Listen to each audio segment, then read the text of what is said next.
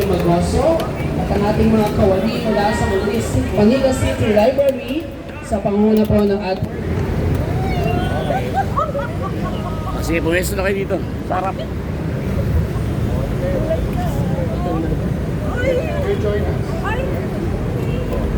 Thank you so much, Lord. Samahan niyo po akong magbilang. I love you. Sabay-sabay po tayo in 5, 4, 3, 2, 1. Thank you. Oh, para makasal ka naman. At samahan niyo po kami sa ating pong maikling programa sa second floor ng ating building.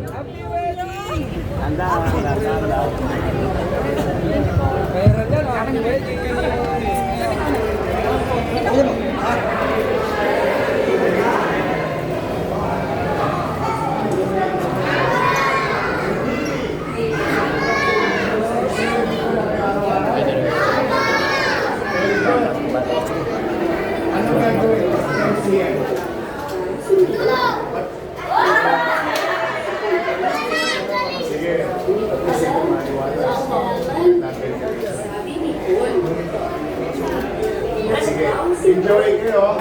This is yours.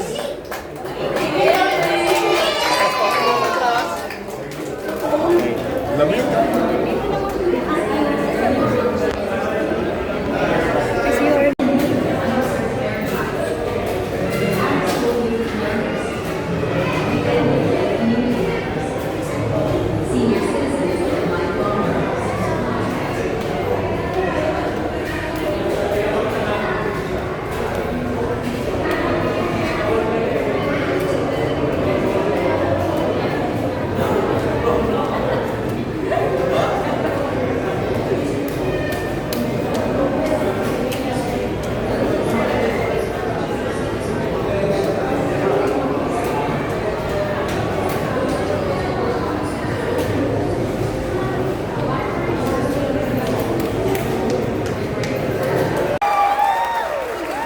Ang ating mga barangay officials na kasama po natin ngayon from Zone 34. Magpalakpakan po ang ating mga barangay officials. At mga barangay officials from Zone 35. Ang ating pong Manila City Library Building ay under po ng barangay. Maraming salamat po. Bago po tayo magpatuloy, nais ko din pong i-acknowledge ang presensya ng ating mga panauhin na kasama po natin ngayong umaga. Siyempre kasama po natin, Miss Maylin. Bigay ko naman po sa inyo ang ama ng ating minamahal na lungsod. Palakpakan po natin kagalang-galang Francisco Isko Moreno Domagos. Lahat sa ating bisita from the National Government, National Library, Miss Griselda Velasco. Sa ating iba pong bisita, mga librarian ng mga eskwelahan, at sa ating Direktor ng Manila Library, Maylin Villanueva, to United Architect of the Philippines, mainit pa. Baka naman.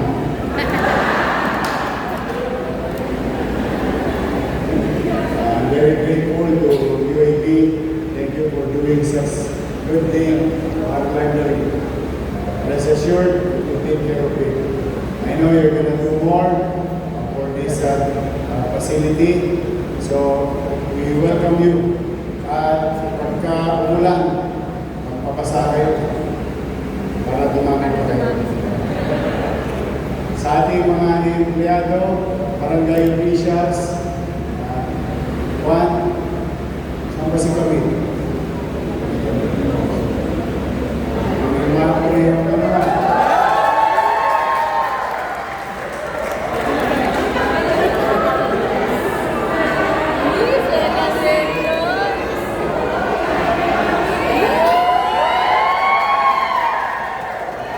I'm happy for you. Thank you for your service for so long being job for them.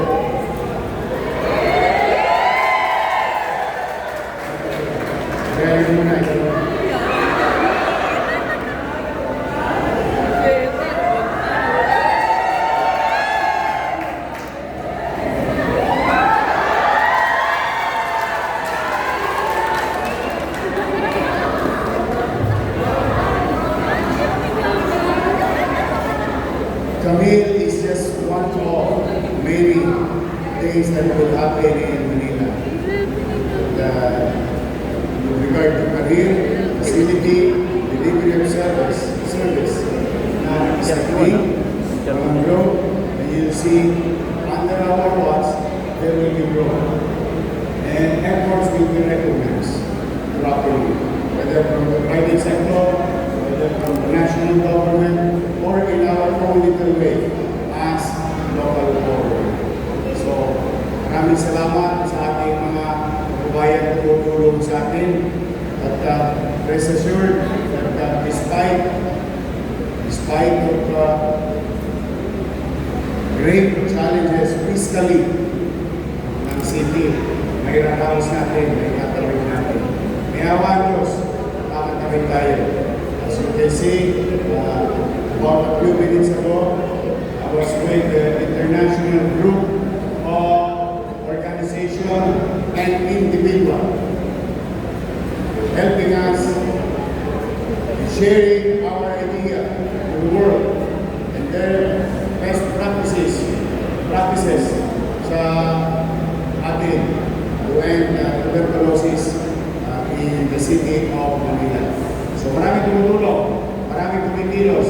Si Maylene, laging mabilis kumilos. And dalawa, isa sa dalawang bagong itinatayo na public library is located in Santa Cruz. Road, actually sa may Sacramento. So these are the things that we continue to invest. At ang silid aklatan o library ay hindi na lang pang bata. Shout out sa mga lolo't-lola ko. Welcome kayo sa library. Kung wala kayo ginagawa, nasa gate lang kayo. Baka mamaya, habang kayo nasa Magdalena, may tulong Diyos na dito, safe kayo, naliwalas. We'll make it more place with a good environment, better environment. But what matters most is that today is the day. It's the day that we're in. You will see a lot of movement way forward, always moving on. Keep on moving on. Some will fail, some will succeed. But what matters most, every day we keep moving. Moving gives you high probability of surviving and being successful. So to our barangay officials, may mga daycare center o graduation. O ito, sa tempo graduation kasi minsan yung graduation ng daycare center nasa kalsada lang eh. May bandang kain, ito yung magiging maliwalas. Better na dito, magamit din ng komunidad. Diba? At dito na sila magkanda ng United Nations Day. Hindi niyo pwede kalimutan yung United Nations Day. Kasi nung araw, wala akong ganda.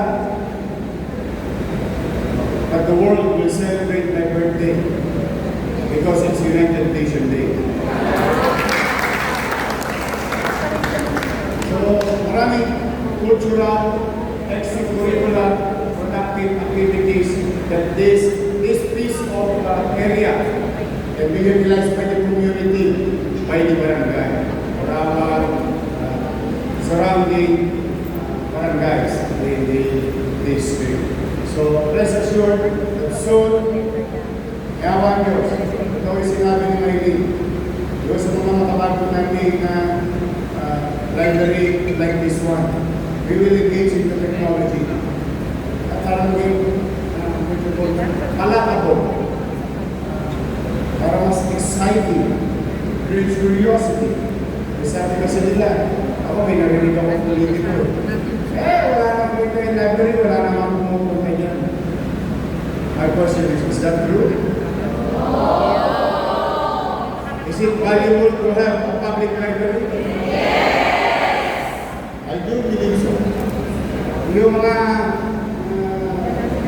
ilang individual na hindi niniwala sa dito, ano yun, hindi natin alam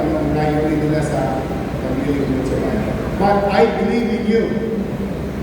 I believe that you will do service to our people. That's why the door is not in my gate.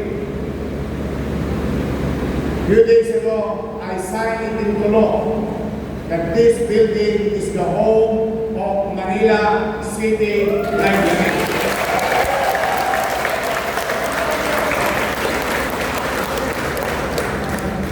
Hindi na kayo squatter.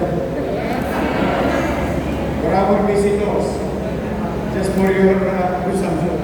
Eh wala ko sila sariling opisina. Marami silang library. Pero nakikipisan lang sila. Now at least, there is only from here, duplicate, implement, in unison, in synchrony of all our public library in the city. I'm happy and excited that we'll build it better. We'll make it more pleasant to the working environment of our employees who's going to do administrative obligation or responsibility here in this building. So may bahay na kayo. At darating pa mga bagong library, bagong gamit. At ang library ngayon, hindi na lang pambata. Shout out pati sa mga lolo at lola ko. I love you. We have implemented that rule during my first term in our old libraries all over the city. That seniors can now go at Tumambay, read some reading materials and so on and so on. And we will now relieve it, revert of that policy. Dapat wala tayong bigli pagdating sa bahay at bahay. Those who are seeking knowledge, and trying to make more valuable of their time should be welcome in our public library, owned and run by the city government. So sa inyo lahat na nandito, maraming salamat po kami and all others. Kami mga na pag-asa. Basta tayo, pag nagpuli kayo, lilimunin kayo ng inyong pamahalaan sa Manila.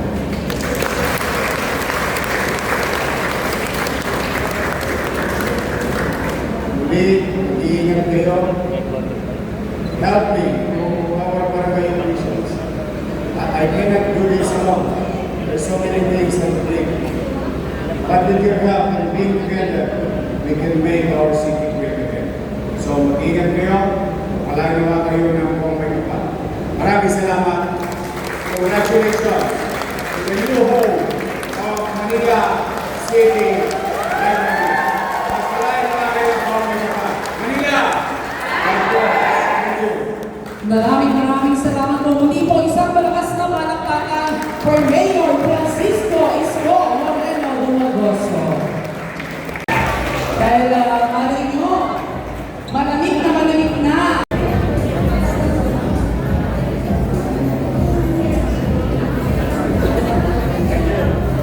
Thank you so much once again. United Architects of